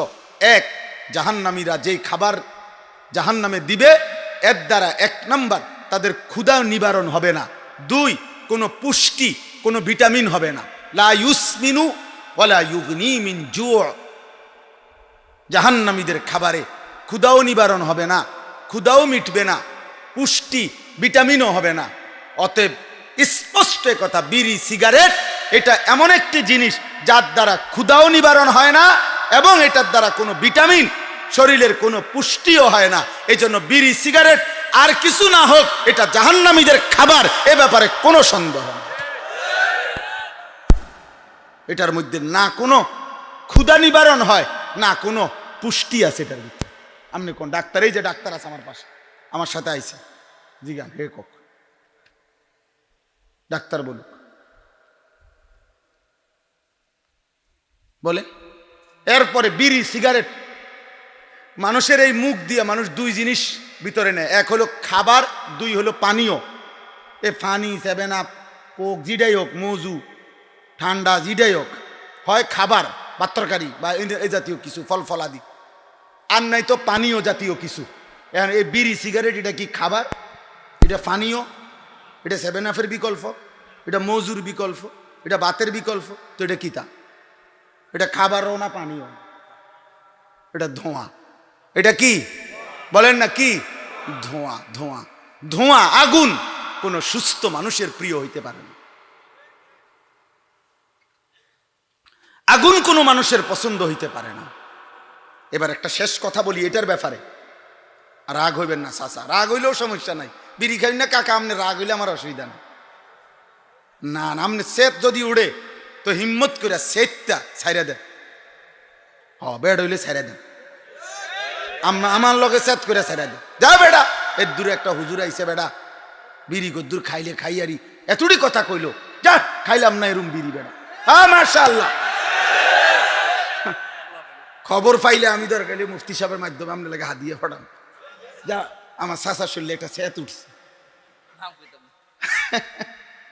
না না, সেত ওঠে না, কয় না, কত বুড়া মানুষ আপনি শিহুলি কয়, কয় তো বালাই কয়, বুঝি তো, আরে আমরা লাগিয়ে তো কয় পারি না, ও শিহুলি কয়, বুঝছি না, ফাঁকনা কথা কয়, ফাঁকনা কথা, ফাঁকনা ফাঁকনা কথা কয়। হ্যাঁ, এই সমস্ত ফাঁকনা কথা আপনি কবরে গিয়েন চাচা, টাঙ্গাইয়া ফিরবো, মনে রাখি। আমি বলে গেলাম আমার নাম আনিসুর রহমান, মনে রাখি, টাঙ্গাইয়া ফিরবো। খামখেয়ালি করেন। আমি চাই আমার চাচাও যেন হয় জান্নাতি, আমার সন্তানও যেন হয় জান্নাতি, আমার কিশোর জান্নাতি হবে, যুবকও জান্নাতি হবে, আমার মা চাচিরাও জান্নাতি হবে ইনশাআল্লাহ। আমরা বলবো না তো কে বলবে? বাপ বলেন, কে বলবে? তাই তো নবী সাল্লাল্লাহু আলাইহি সাল্লাম তার চাচাকে কালেমার দাওয়াত দেয় না? ইব্রাহিম আলাইহিস সালাম তার আব্বাকে কালেমার দাওয়াত দেয় না? তাইলে আমরা বলবো না কেন? আমরা বলবো না কেন? আমরা বলবো না কেন? আপনি বলেন। এই জন্য আমার একটা বেশি ভয় লাগে, বুঝছেন? আমি এটা বেশি কই কেন? এই 60-70 বছর টানা যে মানুষটা বিড়ি সিগারেট খাইলো, এই ধোঁয়া, আগুন, আহারে, এই চাচা যদি কবরে যায়, আমার কাছে ভয় লাগে আর কি, যে ফেরেশতা যদি কবরে উনারে বলে, চাচা আমি খেয়াল করছি চাচা, মৃত্যু পর্যন্ত আগুন, ধোঁয়া আপনার প্রিয় ছিল, অতএব আপনার প্রিয় জিনিসটাই আজকে কবরে জ্বালায় দিলাম।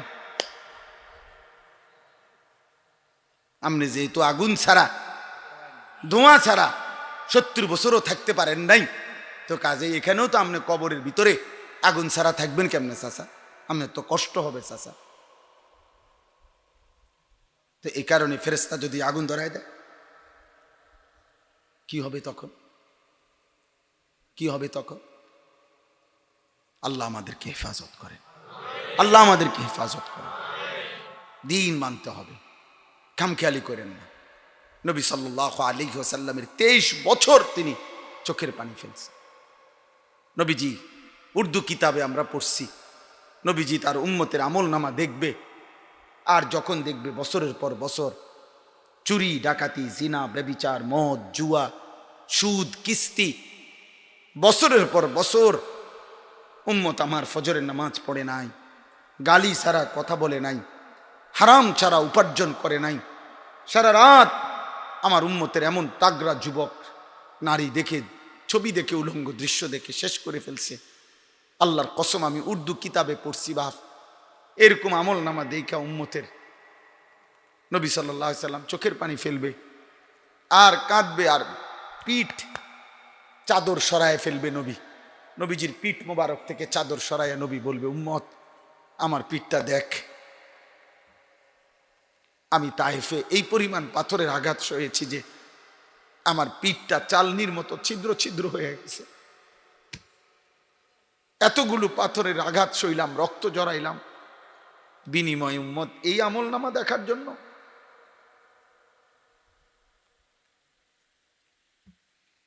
এই আমল নামা?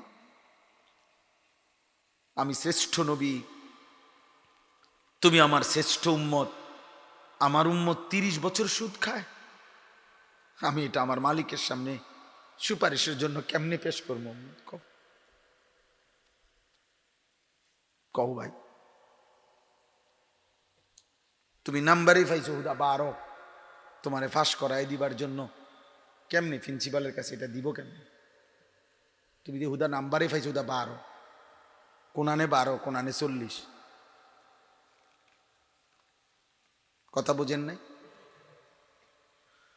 কোন বাবা যদি 12 বছর বিদেশ থেকে তার এক ছেলেকে ঢাকা শহরে মনে করেন পড়াইলো, 12 বছর পর্যন্ত তার সমস্ত টাকা লক্ষ লক্ষ ব্যয় করলো, 12 বছর পরে অনার্সের ফাইনাল ইয়ারের পরীক্ষার রেজাল্ট যখন বের হইল, দেখা গেল রেজাল্টের কাগজের মধ্যে ফেল, তো ওই বাপ কি বলবে না যে বাপ গত 12টা বছর আমি মাথার ঘাম পায়ে ফেলে একটা একটা টাকা জমাইয়া তোরে পড়াইলাম, টাকাগুলো দিলাম, বিনিময়ে এই কি ফলাফল বাবা?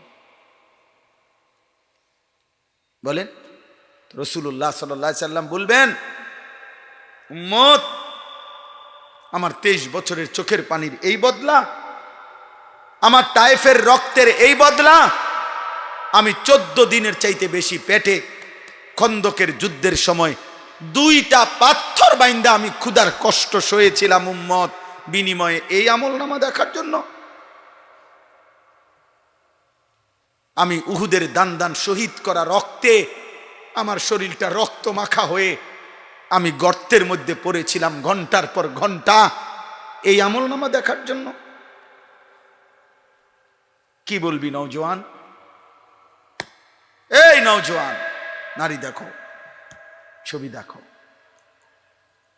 একদিন সত্যিকার সত্যিকার খোদার কসম বলে গেলাম, একদিন মনে পড়বে, একদিন দেখবা শরীরের শক্তিও নাই, কোমরের শক্তিও নাই, যৌবনের ক্ষমতাও নাই, নিজের হাত নিজের লজ্জাস্থানে নাপাক ব্যবহার করে, আর নারী দেখে দেখে, ছবি দেখে দেখে, উলঙ্গ দৃশ্য দেখে দেখে রাতভর দিনভর শরীরের যৌবনের ক্ষমতাটাও শেষ করে দিছ, আখেরাতটাও জাহান্নাম ঠিক করে ফেলছ।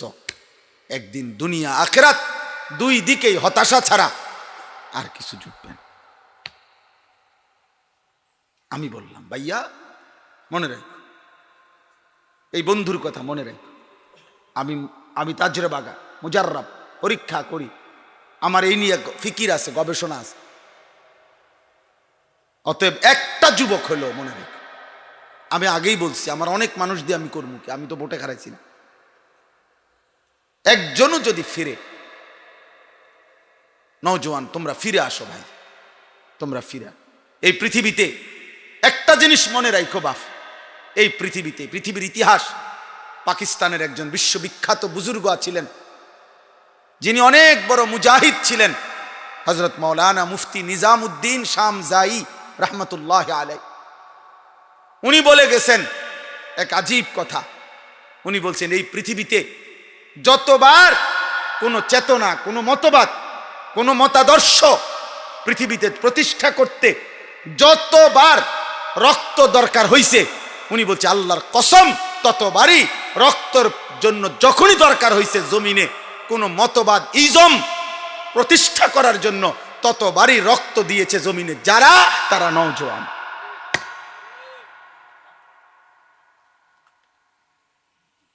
এই জন্য ইসলামের জন্য, আল্লাহর দ্বীনের জন্য বদরের যুদ্ধে, উহুদের যুদ্ধে, রাসূলুল্লাহ সাল্লাল্লাহু আলাইহি সাল্লামের 23 বছরের জিন্দেগিতে যারা জীবন দিয়েছে, রক্ত দিয়েছে, কলিজার খুন দিয়েছে, শাহাদাতের নজরানা পেশ করেছে, তারা অধিকাংশই ছিল নওজোয়ান।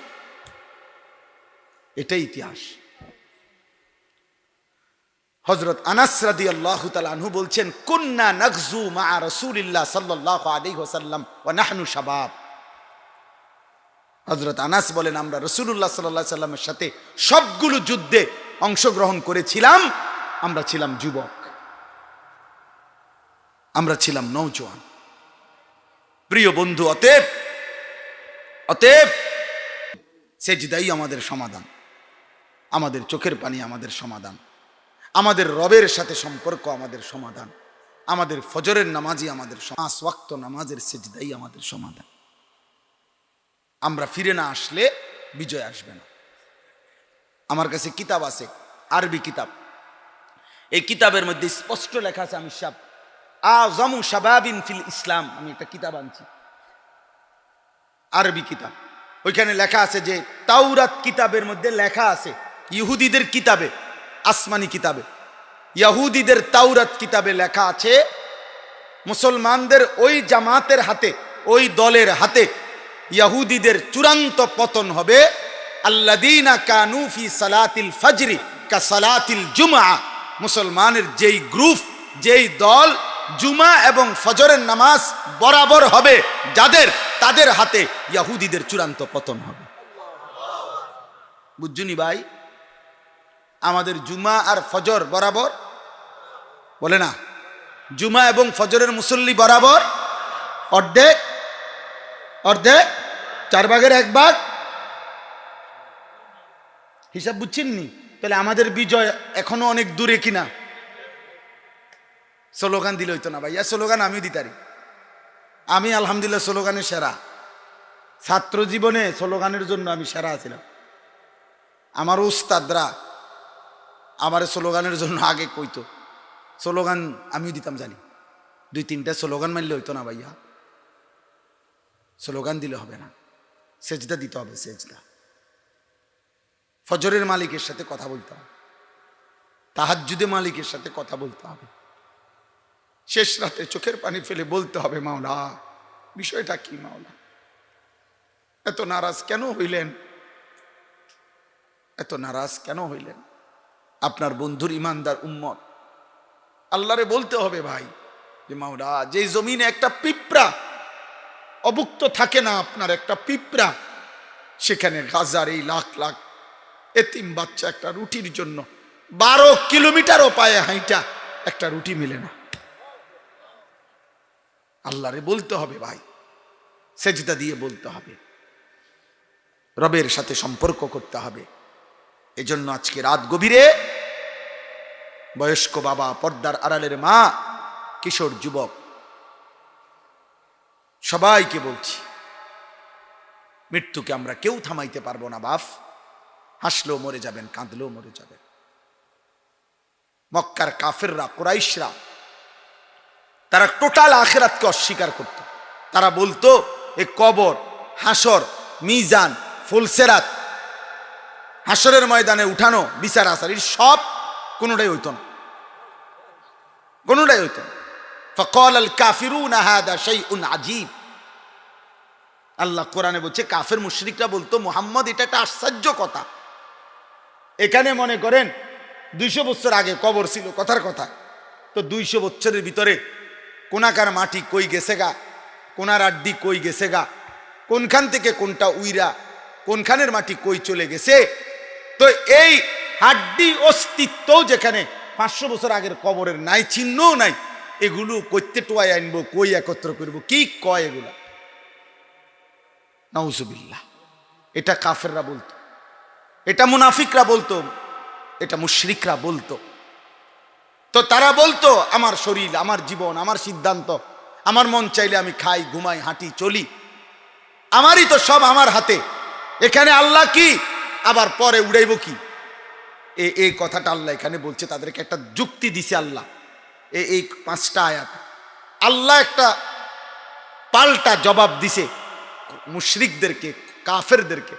আল্লাহ বলছে, হে কাফের, হে মুশরিক, বেঈমান, তুমি যদি মনে করো তোমারই ক্ষমতা, আমার কোনো ক্ষমতা নাই, তো ঠিক আছে, আমি যেহেতু তুমি ভাবতেছো, এই শেষ কথা আর অল্প একটু, তুমি যদি মনে করে থাকো যে আমি আল্লাহ কবর থেকে উড়াইতে পারতাম না, খুঁজা পাইতাম না, তালাশ করতে পারতাম না, আমার যেহেতু এই ক্ষমতা নাই, তা আল্লাহ বলেন, তো তোমার এই আত্মীয়, তোমার এই স্বজন, তোমার এই আপনজন যখন মৃত্যুর মুখোমুখি হয়, তার কণ্ঠনালীর কাছে যখন আইসা রুহুটা আটকাইয়া যায়, তখন তোমরা তো ডানে বামে বসেই থাকো, তোমরা তো বুঝতেছো তোমাদের রুগী, তোমাদের লোক, তোমাদের বাবা, চাচা, ভাই মৃত্যু সজ্জায়, তো তোমরা যখন মৃত্যুর মুখে যায়, কণ্ঠনালীতে যখন রূহ আসে ছটফট করে, তো তোমরা তোমাদের কথাতে যদি তোমরা সত্যবাদী হও যে ফিরতে হবে না, হাসরের ময়দানে যাইতে হবে না, এগুলো কিচ্ছু হবে না, আল্লাহ এগুলো করতে পারবে না, তাহলে তোমরা তোমাদের এই মরণোন্মুখ মৃত্যু সজ্জায় শায়িত ব্যক্তিটার রুহুটা তার আপন জায়গায় ফিরায় দাও, তার মৃত্যুর থেকে ঠেকায় দাও। দাও, তোমার আব্বারে থামাইলাও, ধরে রাখো, তোমার চাচারে ধরো। তারজিউনাহা ইন কুনতুম সাদিকিন ফালাউলা ইদা বালাগাতিল হুলকুম। আল্লাহ বলেন নাফরমানের রূহ যখন কণ্ঠনালীর কাছে এসে যায়, এটা একটা জরুরি তাফসীর। প্রত্যেক নাফরমান পাপী তার মালাকুল মউত আজরাইল জান কবজ করবার সময় কলজার ভিতর থেকে তার রুহুটা একটা টান দিয়া ছিঁড়ে ফেলে। এই ছিঁড়লেই রুহুটা আইসা কণ্ঠনালীর মধ্যে আটকায় যায়। হুলকুম মানে কণ্ঠনালী, তারাকি অন্য আয়াতে আছে, কাল্লা ইজা বালাগাতিত তারাকি, এই কণ্ঠনালী। পাপীর রুহু স্বাভাবিকভাবে বের হয় না, এখানে আইসা আটকায় যায়। এবার আর এটা এদিকেও যায় না, বাইরেও হয় না, কাঁটার মতো আটকায় যায়। আচ্ছা, আমি এবার একটা জিনিস দেখাই, এটা বুঝার সুবিধার্থে, এইটাই বুঝাইতে পারাম। এই যে কাগজ এটা আছে না, টিস্যু, এটা এটা দেখেন, এই যে বাহির করা খুব সহজ, এই যে দেখছেন খুব আরামসে বের হচ্ছে না। আচ্ছা, এটার এখানে একটা কাগজ আছে, দেখছেন না, পলিথিন, দেখছেন নি এনে, এইটা একদম এটার সাথে লাগানো। এইটা এই টিস্যু যেমনি বাইর করলাম টান দিলে, এটা এমনি বের করা সম্ভব? এই যে টান দিলাম তো বের হয়।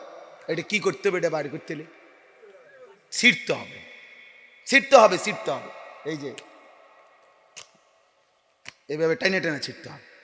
আল্লাহর কসম তাফসীরে আছে, নাফরমানের কণ্ঠনালীতে যখন পাপীর এই চোর, ডাকাত, জিনাকার, ব্যভিচারী, মদখোর, নেশাখোর, গাঁজাখোর, সুদখোর, হারামখোর, মুশরিক, মুনাফিক, বেঈমান, তার কণ্ঠনালীর কাছে যখন আইসা রুহুটা আটকায় যাবে, মালাকুল মউত আজরাইল টাইনা টাইনা ছিঁড়া ছিঁড়া বাহির করবে,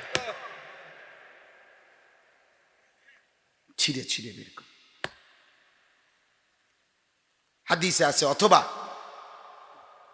শিকের মধ্যে যে কাবাব, এটা দিয়েও বুঝাইছে। ওই শিকের মধ্যে, লোহার শিকের মধ্যে যে কাবাব বানায়, গোস্তের কাবাব, এটা এমনি এমনি মিশাইয়া বানায়, পরে যখন এটা খোলে তো কাবাব এটা টাইনা টাইনা খোলে। এই টাইনা টাইনা গোস্তের টুকরা টুকরা যেরকম টাইনা টাইনা খোলে, আল্লাহর রাসূল বলছে নাফরমানের কণ্ঠনালী থেকে রুহুটা ফেরেশতা আজরাইল এভাবে টেনে টেনে বের করে।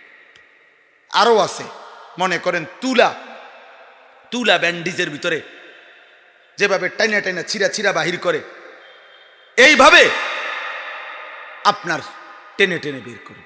তো আল্লাহ তাআলা বলেন, ফালাউলা ইজা বালাগাতিল হুলকুম, নাফরমানের রুহু যখন কণ্ঠনালীর কাছে চলে আসে, ওয়া আনতুম হিনা ইদিন তানদুরুন, তোমরা তো তখন চারপাশে থেকে দেখতেই আসো যে ছটফট করতেছে, ছটফট করতেছে, তোমরা বুঝতেছো, তোমরা সবাই বইয়া রইছো ডানে বামে। আল্লাহ বলেন, ওয়া নাহনু আকরাবু ইলাইহি মিনকুম ওয়ালাকিন লা তুবসিরুন, আমি আল্লাহ কিন্তু এখানে আছি, যদিও তোমরা আমাকে দেখছো না, কিন্তু তোমাদের ওই মুমূর্ষ ব্যক্তির সামনে আমিও আছি অদৃশ্যভাবে, আর তোমরাও আছো চতুর্দিকে। তো আল্লাহ বলেন, আমিও আছি, তোমরাও আছো। ফালাউলা ইন কুনতুম গায়রা মাদিনিন, তোমাদের দাবি যদি হয় যে তোমাদেরকে ফিরানো হবে না, হাসরের ময়দানে নেওয়া হবে না, কবর থেকে উঠানো হবে না, তাহলে তারজিউনাহা ইন কুনতুম সাদিকিন, যদি সত্যবাদী হও তোমরা এই কথায়, তো তোমাদের এই মুমূর্ষ ব্যক্তির রুহুটা কণ্ঠনালী থেকে আপন জায়গায়, আগের জায়গায় ফিরিয়ে দাও। কথা বলে না? সম্ভব? সম্ভব? আবার বলেন, সম্ভব? সম্ভব। অতএব দোস্ত, তুমি আল্লাহর থেকে ফিরবা না, তুমি আজরাইলের হাত থেকে ছুটতে পারত না, সাক্ষাৎ হবে। এই জন্য বাপ আমার, ভাই আমার, বন্ধু আমার, এই রাত গভীরে আলহামদুলিল্লাহ আপনারা অনেক ভালো লাগলো। এত রাত আপনারা যে সবর করে এতটা সুন্দর করে গরমের মধ্যে বসেছিলেন, আল্লাহ আপনাদের এই বসার মধ্যে বরকত দান করে, সেকেন্ডে বরকত দান করে। প্রিয় ভাই আমার, নওজোয়ান সাথী আমার, একটা মাহফিলে বারবার আসা খুব কষ্ট করবে। সারাটা দিন দৌড়াই আমরা, কোনো রাত নাই, দিন নাই, জিন্দিগির কোনো আগামাতা নাই। পথে পথে খাই, পথে পথে ঘুমাই। এই জন্য ভাই, আবার যদি কোনো দিন আসতে না পারি, আমাদের এই প্রিয় শ্রদ্ধেয় হজরত মাওলানা মুফতি মহসিন সাহেব, উনি আমার আমির সাহেব, আমার অনেক শ্রদ্ধেয় মানুষ, আমরা একসাথে থাকি, চলি। অনেক পেরেশানি করছে উনি এই মাহফিলটার লাগিয়া। হজে বলছে, ওমরাতে বলছে, উনি নিজে সৌদি আরব থেকে যোগাযোগ করছে। আলহামদুলিল্লাহ, আল্লাহ আনাইছেন। তো এই জন্য বললাম, আমরা সবার কাছে অনুরোধ, কিশোর ভাই, নওজোয়ান ভাই, তুমি আল্লাহর দিকে ফেরো, তুমি আল্লাহর দিকে। এই বন্ধুর কথা মনে করো। গুনার মধ্যে মজা নাই বাপ। শায়েখ আলী তানতাবি বলছে, একজন আরবের বিখ্যাত মানুষ ছিলেন, আছেন, তিনি বলছেন যে হে যুবক, এই পৃথিবীর সবচেয়ে বেশি শক্তিশালী পুরুষের শক্তি যদি তোমার শরীরে দেওয়া হয়, আর কারুনের সমপরিমাণ যদি সম্পদ তোমাকে দেওয়া হয়, 10,000 নারী যদি তোমার বিছানায় দেওয়া হয়, সকলের সাথেই জিনা করবার পরেও খোদার কসম তিনি বলছেন, কারুনের সম্পদ শেষ হয়ে যাবে, তোমার শরীরের শক্তি শেষ হবে, 10,000 নারীর সাথে মিলিত হওয়া শেষ হইবে, কিন্তু তুমি তৃপ্ত হবা না। গুনাহ তৃপ্তি দেয় না। এজন্য যে যুবক সন্ধ্যা থেকে নিয়ে ফজর পর্যন্ত যদি তুমি সারা রাতে যদি উলঙ্গ ছবি দেখো, এরপরও যদি তুমি ঘুমাইয়া ঘুমের থেকে ওঠো, আল্লাহর কসম, উঠলে আবার দেখতে মন চাইবে, কারণ তুমি তৃপ্ত হও নাই। এজন্য গুনাহ তৃপ্তি দেয় না। কিন্তু একজন পবিত্র স্ত্রী, একজন পুরুষের 70 বছর চলে যায়। এক স্বামী তার স্ত্রী নিয়া 90 বছর পার করে ফেলে। এজন্য গুনাহ কি দেয় না? তৃপ্তি। এক সাগর মদ পান করলো, মদখোর, নেশাখোর, গাঞ্জাখোর, ফুট্টাখোর, বাবাখোর, ডাইলখোর, ইয়াবাখোর, এই হারামখোর কোনোদিন তৃপ্তি পায় না। আর এক মোমেন এক গ্লাস পবিত্র পানি পান করলেই তৃপ্ত হয়ে যায়। গুনাহ তৃপ্তি, লোনা জলে তৃষ্ণা মেটে না, গুনাহে তৃষ্ণা মেটে না। যেন আল্লাহর দিকে ফেরো। বয়স্ক বাবা চাচা যারা আছেন, গুনাহ ছেড়ে দেন। সাদওয়ানের বিরুদ্ধে আমি না, আপনি সাদওয়ানে চা খান, কিন্তু বেডি চাইয়েন না, টেলিভিশন চাইয়েন না, টেলিভিশন চাইয়েন হ্যাঁ না, বিড়ি খাইয়েন না, জি গাইলে খায় না, যেটা কি যেটার কি আর এই বয়স আছে, যেটা খবর শুনি। আমার প্রশ্ন হলো, যেটা মানুষ কি চোখ দিয়ে নি শোনে, কথা কথা আপনি যদি চোখ দিয়ে চাইয়া রয়েছেন, আপনি যদি খবরে শুনেন উল্টো হইয়া বইয়েন, বুঝেন নাই? দোকানে টুলটা ঘুরাইয়া বইয়েন, এদিকে ফিরে বইয়েন, টেলিভিশন এদিকে, আপনি ওইদিকে পড়েন, তাহলে তো আপনি কানে শুনবেন। মুখে দিয়ে কইলেন আপনি যে কানে খবর শুনতে আসছেন, অন্তে আপনি আগ করে চাইয়া রয়েছেন। আমরা বুঝি না, আমরা চিড়া খাই, আমরা ভাত খাই না। সব আমরা কি চাঁদের দেশে থাকি? আমরা এই দেশেই তো থাকি। আমি তো কুমিল্লারই মানুষ, আমার বাড়ি নাঙ্গলকোট, লাকসাম। এই জন্য আমরা সবাই, বাবা, চাচা, দাদা, পর্দার আড়ালের মা বোন, সবাই রে বলি, মা বোন, প্রিয় ভাই, আমরা আল্লাহর দিকে ফিরব।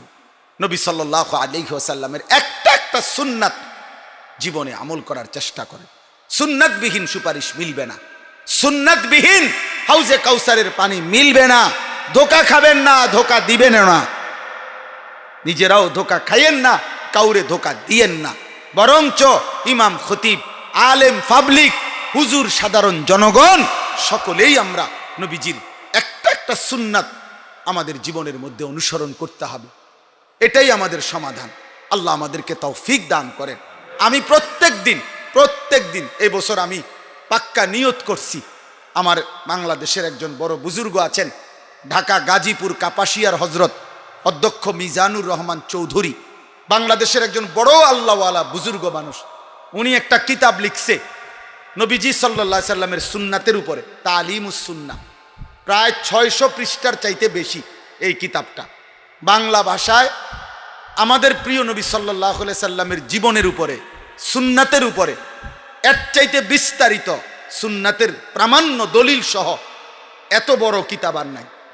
একদম বিশুদ্ধ সুন্দর দলিল সহ একটা কিতাব নবীজি সাল্লাল্লাহু আলাইহি সাল্লামের একটা একটা সুন্নত, ছোট থেকে ছোট, বড় থেকে বড়, নবীর জীবনের বিন্দু বিন্দু সুন্নাত এই কিতাবের মধ্যে আছে।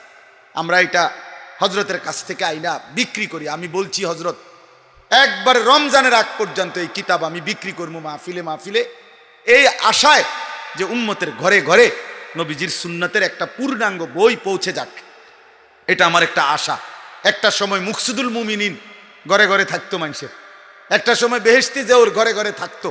এরকম একটা কিতাব 400 টাকা মূল্যে আমরা বিক্রি করি ওই আমাদের সাদা গাড়ি।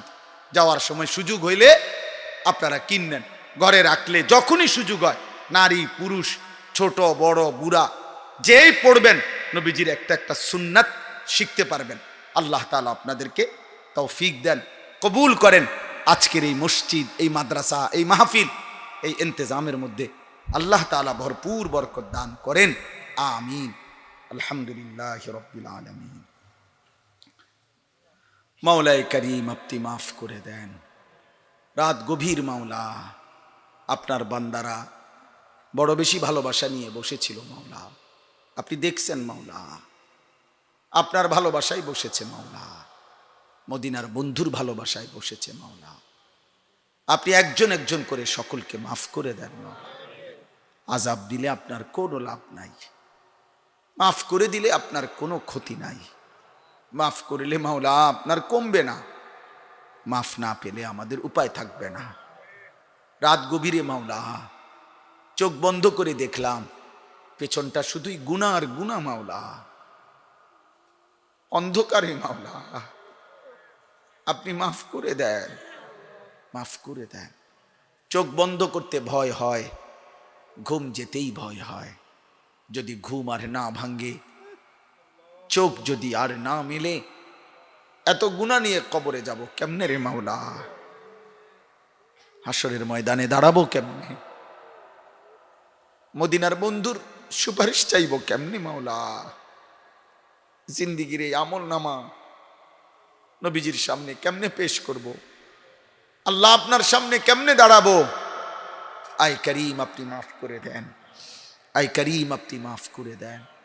আপনি রহমান আপনি মাফ করে দেন, আপনি রহিম আপনি মাফ করে দেন, আপনি গফফার আপনি মাফ করে দেন, আপনি গফুর আপনি মাফ করে দেন। সমস্ত কবরবাসীদেরকে মাফ করে দেন, কিয়ামত পর্যন্ত কবরের আযাব মাফ করে দেন, কবরগুলোকে জান্নাতের টুকরা বানিয়ে দেন।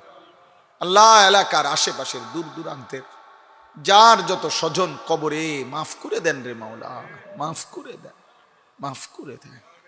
আল্লাহ আমাদেরকে ঈমান আমল দান করেন, ইজ্জত আফিয়ত দান করেন, তাকওয়া তহারত দান করেন, হিম্মত ইস্তেকামত দান করেন। আল্লাহ সিজদাওয়ালা কপাল বানিয়ে দেন, কাঁদনেওয়ালা চোখ বানিয়ে দেন, জিকিরওয়ালা জবান বানিয়ে দেন। আমার ছেলেগুলোকে বদলে দেন মাওলা, আমার এই কিশোর নওজোয়ান ছেলেগুলোকে বদলে দেন মাওলা। মাওলা এরা ফিরাইয়া দেন, এরা যদি ফিরে না আসে, এরা যদি সেজদা না দেয়, মাহাদির পক্ষে লড়বে কে মাওলা? দাজ্জালের বিরুদ্ধে লড়বে কে? আল্লাহ বেঈমান ইহুদিদের বিরুদ্ধে লড়বে কে রে মাওলা? আল্লাহ মুসলমানের যুবক ফিরায়া দেন, কালেমার যুবক ফিরায়া দেন, একটা একটা ছেলেকে ফিরিয়ে দেন, বঞ্চিত কইরেন না মাওলা। এদের চুল চেহারা সুন্দর করে দেন, স্বাভাবিক করে দেন, সুন্নাতে নববীর অনুসরণওয়ালা বানিয়ে দেন। আল্লাহ এই ছেলেগুলোকে বঞ্চিত করেন। এত রাত ওরা কষ্ট করে বসেছে তো মাওলা, আপনার কথাই শুনছে মাওলা, আপনি বদলে দেন। আপনি চাইলে বদলে যাবে, আপনিই তো দিলের মালিক। অমরকে আপনি বদলে দিয়েছেন, নওজোয়ানকে আপনি বদলে দেন মাওলা, দেন। আমি ভিক্ষা চাইলাম, আমি ভিক্ষা চাইলাম। অসুস্থ বিমারি যারা শিফা করে দেন, আমার মা বোনদেরকে পর্দা পুশিদা দান করেন, আবেদা সালেহা ফাতেমা রাবেয়া বসরিয়ার মতো বানিয়ে দেন। একটা বোনও যেন বেপর্দা না হয়, একটা নারীও যেন চরিত্রহীন না হয় রে মাওলা। আল্লাহ আল্লাহ ওলামায়ে কেরামকে হায়াতে তৈয়বা আফিয়া দান করেন, এই মসজিদ কবুল করেন, মাদ্রাসা কবুল করেন। প্রথম দিন থেকেই পর্যন্ত জায়গা জমি টাকা পয়সা বুদ্ধি পরামর্শ যে যখন যা করেছে দিয়েছে, সকলকে উত্তম বিনিময় দান করেন। অসুস্থ বিমারি যারা শিফা করে দেন, প্রত্যেকের নেক মাকসাদ পূরণ করে দেন, হালাল রুজি রোজগার করবার তৌফিক দেন। প্রবাসী বিদেশের জমিনে যারা সহি সালামতে নিরাপদে রাইখেন মওলা। আল্লাহ যার যত নেক মাকসাদ আছে পূরণ করে দেন। আল্লাহ আমার দেশকে নিরাপদ করে দেন, আমার দেশকে নিরাপদ করে দেন। একজন ইনসাফগার ন্যায়পরায়ণ শাসক আমাদেরকে দিয়েন মাওলা, আর কোন জালেমের হাতে তুলে দিয়েন না, আর জুলুমের শিকার হতে চাই না মাওলা। ইজ্জত নিয়ে কোরআন বুকে নিয়ে সেজদা দিয়ে বাঁচতে চাই, বিবি বাচ্চার জন্য ঈমান আমল রেখে যেতে চাই মাওলা।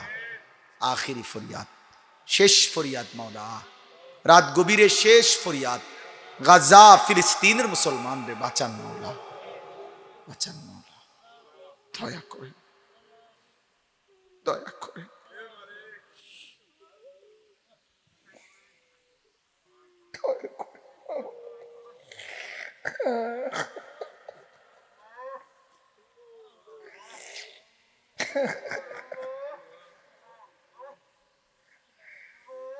আল্লাহ, মোমেনের আর কত রক্ত ঝরবে মাওলা। আপনার বন্ধুর উম্মত তো এরা মাওলা। আপনি বিজয়।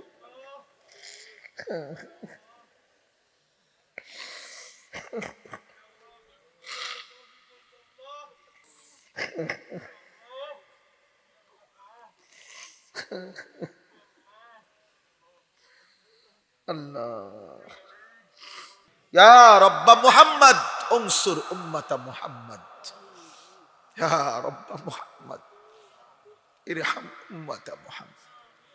আই করিম, আই করিম, আই করিম, আই করিম, দে মাফ করে দে, ওয়াফু আন্না ওয়াগফির লানা ওয়ারহামনা, আনতা মাওলানা ফানসুরনা আলাল কওমিল কাফিরিন, রব্বিরহামহুমা কামা রব্বায়ানি সগীরা, রব্বানা হাব লানা মিন আজওয়াজিনা ওয়া যুররিয়াতিনা কুররাতা আ'য়ুন ওয়াজআলনা লিল মুত্তাকিনা ইমামা, সুবহানা রাব্বিকা রাব্বিল ইজ্জাতি আম্মা ইয়াসিফুন ওয়া সালামুন আলাল মুরসালিন ওয়ালহামদুলিল্লাহি রাব্বিল আলামিন। আগামীকাল আমার মাদ্রাসা কুমিল্লা ক্যান্টনমেন্ট ময়নামতি সাহেবের বাজার, ওইখানে মাসিক মাহফিল, মাসিক ইসলাহি মাহফিল, প্রত্যেক মাসের দ্বিতীয় শনিবার আমাদের মাদ্রাসায় মাহফিল হয়। কুমিল্লা ক্যান্টনমেন্ট থেকে উত্তর দিকে বিবাড়িয়া সিলেট রোডে, অল্প একটু